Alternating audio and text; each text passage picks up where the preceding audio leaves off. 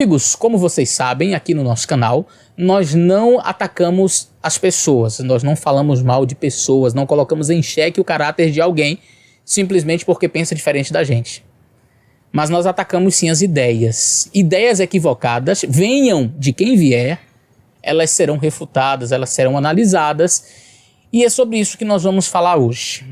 Chegou ao meu conhecimento um post de um cantor da nossa igreja que vai fazer uma entrevista com uma senhora por nome Ivone Gebara. E quando eu li o post, o título do post, Teologia Feminista, eu disse, bom, alguma coisa aqui está estranha. E tendo acompanhado nos últimos meses as mídias sociais desse cantor, nós percebemos que há sim um viés ideológico muito forte que permeia os seus pensamentos, que permeiam as suas postagens. E eu fiquei um tanto preocupado com a pessoa que ele convidou para entrevistar, para falar, para expor a sua ideia de teologia, porque é uma pessoa conhecida no meio feminista como uma das maiores expoentes, uma pessoa que tem propagado de fato estas ideias. E eu tive a curiosidade de buscar informações acerca dos pensamentos dessa senhora, o que ela pensa, a maneira como ela se expressa, quais são as ideias que ela transmite, para saber se de fato esta live será proveitosa ou não. A propósito, a live não aconteceu ainda, pastor, então o senhor não está sendo precipitado. Bom, eu confesso a vocês que eu estava com bastante vontade de esperar acontecer a live para depois eu fazer um comentário, fazer uma análise, mas eu percebi que é necessário falar algo antes. Por quê? Porque algumas pessoas estão pensando que é algo vinculado à igreja adventista, certo? Que é uma pessoa que é da igreja, então isso é algo que tem o apoio da igreja. Eu já quero dizer de antemão que não. E eu vou explicar por quê, tá? Talvez você diga assim, ué pastor, mas você fala em nome da igreja? Bom, eu não posso dizer como pastor da igreja adventista que eu falo em nome da organização, mas posso dizer com certeza que ideologias, teorias que vão contra aquilo que a igreja adventista tem ensinado não tem o apoio da nossa igreja, tá? Portanto, será uma live pessoal, particular. E como eu falei, eu fiz uma análise, eu fiz uma pesquisa para saber quais são os pensamentos dessa senhora, porque não será um debate, ou seja, vai ter a senhora falando e possivelmente alguém contradizendo a fala dela, discordando. Não, vai ser um diálogo, onde o cantor vai fazer a introdução do tema e ela então vai expor as suas ideias. Não, eu preciso saber quais são as ideias, porque muitos jovens me perguntam, e aí pastor, o que você acha? A gente deve assistir, a gente deve compartilhar? Acompanhe comigo os pensamentos dessa senhora e aí você decide se deve assistir ou não.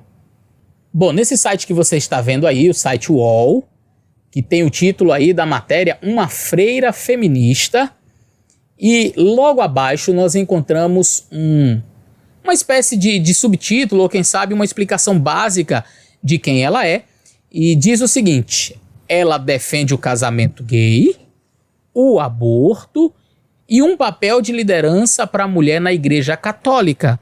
Por essas e outras, foi punida pelo Vaticano. Ela é Ivone Gebara, freira e feminista. Bom, como vocês puderam ver neste pequeno preâmbulo que antecede a matéria, as ideias defendidas por esta mulher não são compartilhadas pela Igreja Adventista do Sétimo Dia. A propósito, as ideias dela não são aceitas nem pela própria Igreja Católica em sua maioria. Você pôde perceber que ela inclusive foi punida pelo Vaticano por suas ideias. Como esta mulher ganha espaço na página de um jovem cantor adventista? Não sei. Pastor, mas você não fica preocupado em falar sobre isso? É uma pessoa famosa. Olha para mim. Essa é a minha cara de preocupado com o grau de famosidade dele. Eu prego a verdade. Eu ensino aquilo que está na palavra de Deus e aquilo que a igreja adventista defende. Por que eu estaria receoso de fazer um vídeo falando sobre o tema? Se ele tem a liberdade para dar voz a uma mulher que não é aceita nem pelo próprio Vaticano, nem pela sua própria igreja, a liderança da sua igreja não compactua com as suas ideias, mas ele quer dar voz, porque eu, como pastor adventista, não poderia ter a mesma liberdade de dizer: não concordo, não compactuo, repudio? Mesmo, o que é isso, Leonardo Gonçalves? Você canta nas igrejas aí, aparece na Novo Tempo e agora defendendo isso. Realmente, eu achei que não foi muito proveitosa. E um último elemento aqui para fechar. Há diálogos e diálogos. Há contraponto e contraponto. Isso tem que ter um limite, senão pode ser muito perigoso. Vou dar 2 exemplos bíblicos para vocês. E aqui que vem minha preocupação com a proposta que o Leonardo Gonçalves e as pessoas estão querendo fazer com essa teologia inclusiva, que vai ouvir todo mundo aí. Estou falando da Bíblia, tá bom? Houve momentos em que Paulo dialogou com o diferente. Vou dar exemplo, quando ele chegou em Atenas. Paulo, como judeu tradicional, hebreu de hebreus, ele ficou revoltado com aquele monte de idolatria que ele viu em Atenas. Ficou revoltado. Mas Paulo foi educado, ele discordou com classe. Embora ele não aceitasse aqueles ídolos, ele começou a pregar de maneira tão educada, falando uma linguagem que eles podiam entender. Ele citou Arato, citou Parmênides, citou poetas gregos, falou na linguagem deles. Aí o pessoal levou Paulo para o Areópago. E ele, o que ele fez? Ele pegou, partiu do conhecido para o desconhecido, falou assim: senhores atenienses, ele não falou, vocês são idólatras. Ele falou assim, vocês são religiosos. Paulo não foi hipócrita. Ele falou, olha, vocês são religiosos, que bacana isso aqui. Mas tá vendo aquele altar do Deus desconhecido que vocês têm aí? Foi esse que eu vim anunciar. E aí ele falou Jesus, e depois ele falou, ele pregou a Jesus, e aí não, de ressurreição a gente não quer ouvir não, mas ele pontuou o que ele acreditava. Ali ele teve um diálogo, mas ele pontuou. Agora eu vou colocar outra situação igualmente bíblica. O apóstolo João e os gnósticos. Quem eram os gnósticos? Os gnósticos eram um grupo de cristãos que queria negar a encarnação de Jesus, como os docetistas. Os docetistas ensinavam que Jesus não se tornou homem. Ele não encarnou, ele era apenas um espírito que usou o corpo de um homem chamado Jesus, depois voltou para o éon superior, a vários tipos de gnosticismo, ao serentismo, ebionismo, tem vários tipos. E João falou, peraí, aqui não tem diálogo. Aqui não tem diálogo. Aquele que nega que Jesus Cristo veio em carne, esse é do anticristo. Pela proposta do Leonardo Gonçalves e companhia, João estava errado. João deveria chegar no púlpito, porque na época não tinha internet, João deveria chegar no púlpito, chamar Cerinto, que era um dos maiores líderes do gnosticismo da época, colocar Cerinto lá na frente e falou assim, Cerinto, explane para nós, eu estava ávido por ouvir você falar aqui, que eu quero dar ouvidos ao de fora. Diga-nos o que você acha do evangelho e tudo mais. E à medida que Cerinto ia desconstruindo, grife essa palavra, à medida que Cerinto fosse desconstruindo o evangelho, João ficasse assim, sentado, com ares de satisfação, ouvindo, sabe? Mesmo que João discordasse de Cerinto, mas vamos abrir espaço para Cerinto falar. Para quê? Não, temos... Como é que ia ficar a igreja de Éfeso, onde João foi pastor, vindo Cerinto falar ali e o apóstolo João assim, ó? Eles iam ficar confundidos. João bateu o pé. Aqui não, violão. Você pode falar onde você quiser, aqui não.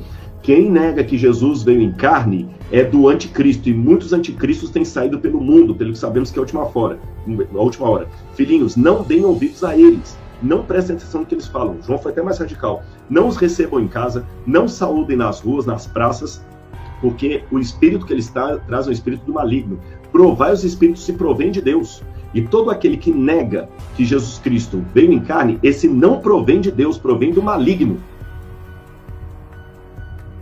Percebeu? Então, o que acontece? Há limites para esse diálogo com o diferente. E, de novo, com muito respeito e ao mesmo tempo muita sinceridade, quando a doutora Gebara vem e fala que temos que superar, não falou isso na live, mas ela fala nos escritos dela, e eles sabem disso. Esse que me doeu mais ainda. Tanto o Leonardo como o pessoal sabem disso, eles estudaram os livros dela, os escritos dela. Já tem dezenas de livros publicados. Eles sabem disso. Eles não foram ingênuos. Quando a mulher fala com todas as letras, temos que superar essa ideia de salvação só através de Jesus. Temos que superar esses mitos da Bíblia. Temos que superar essa visão paterna de Deus. Temos que superar essa visão cristã de que a salvação só vem através de Jesus. Temos que superar essa ideia que Jesus é o único caminho. Desculpem-me. Ela não está tanto para os filósofos estoicos e epicureus que Paulo dialogou. Ela está mais para os seguidores de Cerinto, que João condenou. Então eu tenho meus limites do diálogo.